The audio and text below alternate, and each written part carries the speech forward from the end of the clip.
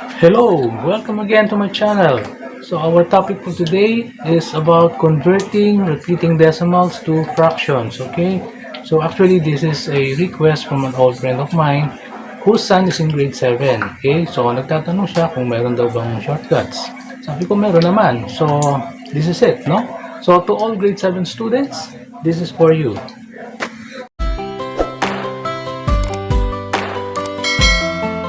So how do you convert 0.3333 to fractions, no? So first, let us rewrite 0.333 as 0.3 with a bar, okay? So what does a number with a bar over it means, no? It means that the number is being repeated indefinitely after the decimal point. So ibig sabihin yan, paulit-ulit lang yung 3, no? Now, the second step is to get the whole number, no? Ang whole number natin ay 3, okay? And then, subtract the number without a bar, okay? Which is 0, okay? Over, okay?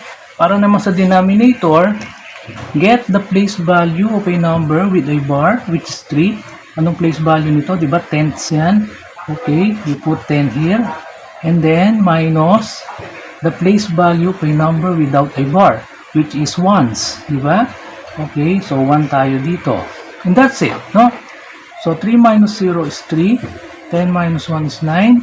And then, reduce to lowest term. That is equal to 1/3. Okay? So, ganun lang yun. No? Ganun lang kasimple. Okay? Okay, let's have another number. So, we have 0.25 dot. Okay? So, again, let us rewrite this as 0.25 with a bar. Okay. Notice here that dito, dalawang digits na yung may bar natin, ano? Kasi 25 yung paulit-ulit, hindi naman 2, okay? Unlike in number 1, 3 lang ang umuulit, no? Kaya siya lang ang may bar, okay? Oh, now, again, get the whole number, which is 25. Subtract the number without a bar, which is 0. All over the place value of the last digit with a bar. The place value of the last digit is tenths, hundreds, okay? Minus the place value of a number without a bar, which is also ones, no? Kagaya sa number 1, okay? So, that's it, no? So, 25 minus 0 is 25 over 99, okay? Oh, we cannot reduce that to lowest term anymore, okay? Oh, let's have another number. Supposing we have 4.23 dot. Okay, so how do we rewrite this? So that is equivalent to 4.23 with a bar. Okay, oh, now again, get the whole number, 423. Okay, subtract the number without a bar, which is 4. Okay, all over the place value of the last digit with a bar, which is tenths, hundreds, no? Kagaya sa number 2. Okay? Minus, again, the place value of the number without a bar is ones, no? Kagaya rin dito. Okay? And therefore, that is equivalent to 419 all over 99. Okay? So again, that's no longer reducible to lowest term, no? So that's our final answer. Okay, again, another one. Supposing we have 4.02525 dot.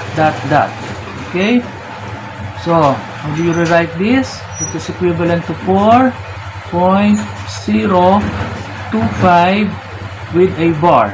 Oh, notice ha, dito lang nag-repeat yung ating ating digits. Kaya dito lang tayo may bar, no? Okay. So again, get the whole number, which is 4,025. Okay. Minus the number without a bar is 40 this time. Okay? 40 na tayo. Okay?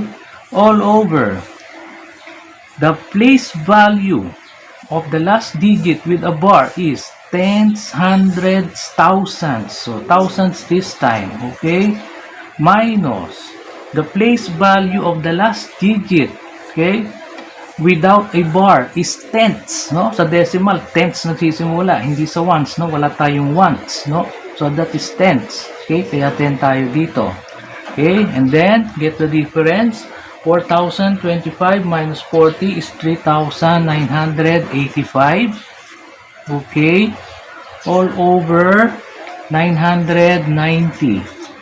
Now, this time, this number can be reduced to lowest term, no? Kasi both are divisible by 5. If we divide both by 5, we have 797 here, all over 198. Okay? Oh, you can use your calculator to check our answer if this is correct, no? You divide this, tingnan nyo kung ito ang lalabas. Okay? Okay, last number, 5.00222. Okay, after this, I'm going to give you a short quiz, ha? Let's see kung naintindihan nyo na. Okay, so again, rewrite this as 5.002 with a bar.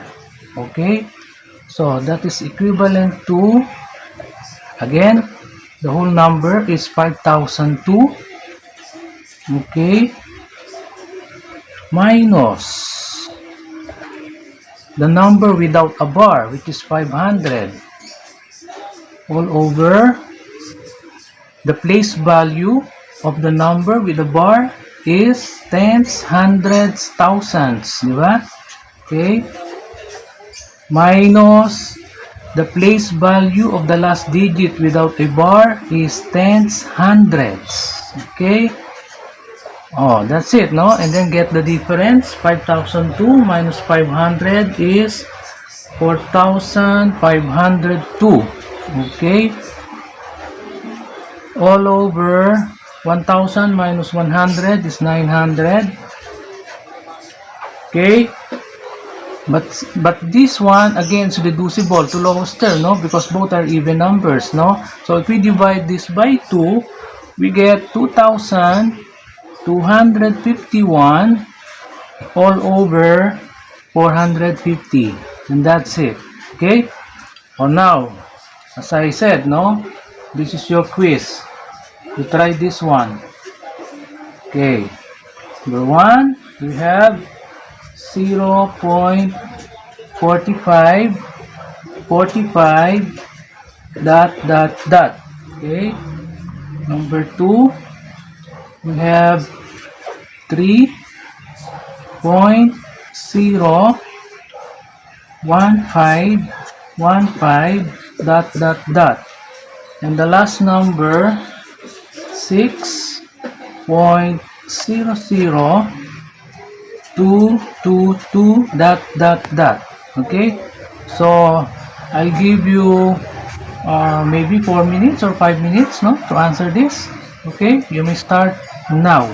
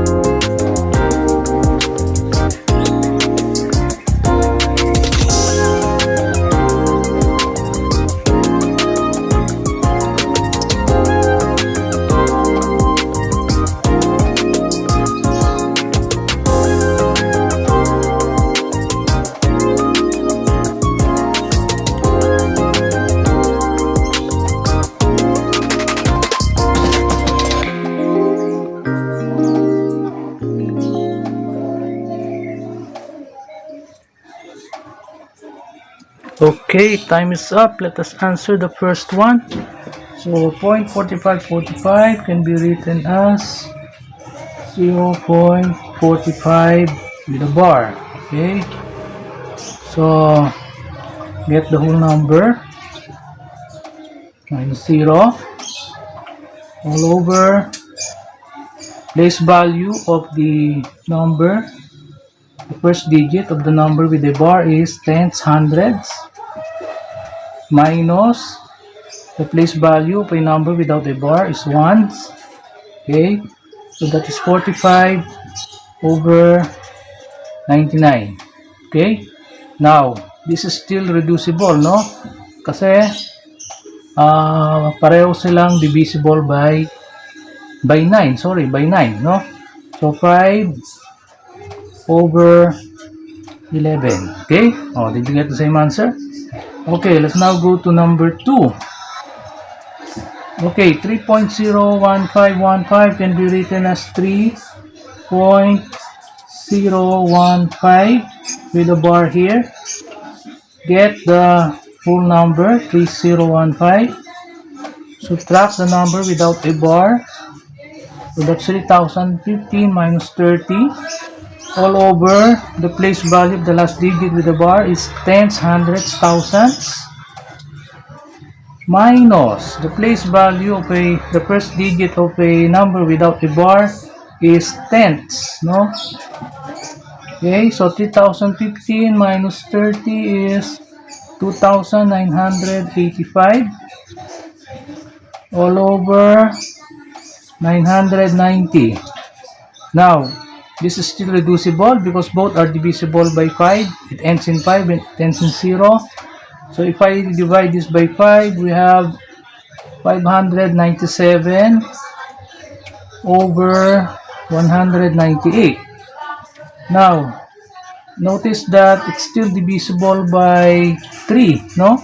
Because the sum of the digits is divisible by 3. So if we divide this by 3, we get 199 all over 66. Okay, so that's it. Now for the last number, so here we rewrite this as 6.002 bar. Okay, get the whole number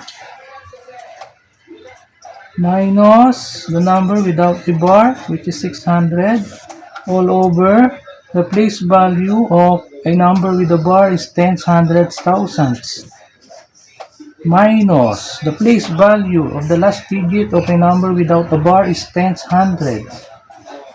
Therefore, 6002 minus 600 is 5402 all over 900. Oh, this is still reducible because both are even numbers, so divisible by 2. So we have 2701 all over 450. Oh, that's it. Okay. Oh, who got the perfect score? Okay, very good, no? So mag-comment kayo, no, down below. At yung mga naka-perfect, bibigyan ko ng honey. Alam niyo ba yung honey na chocolate? Oh, masarap 'yon. Now, for those who did not make it, ulitin nyo lang yung video paulit-ulit, makukuha nyo rin yan. Okay? So, that's it for today. Okay? Oh, nabitin ba kayo? You want more shortcuts? Actually, marami pa dyan sa baol, no? Bubuksan natin yan. Okay? Actually, this is my first video for grade 7 and I welcome you to my channel. Okay? So, if you want more videos like this, just like, share, and subscribe. And then hit that button para ma-notify ka pag meron na akong bagong video. Okay? So, thank you for watching. Bye for now.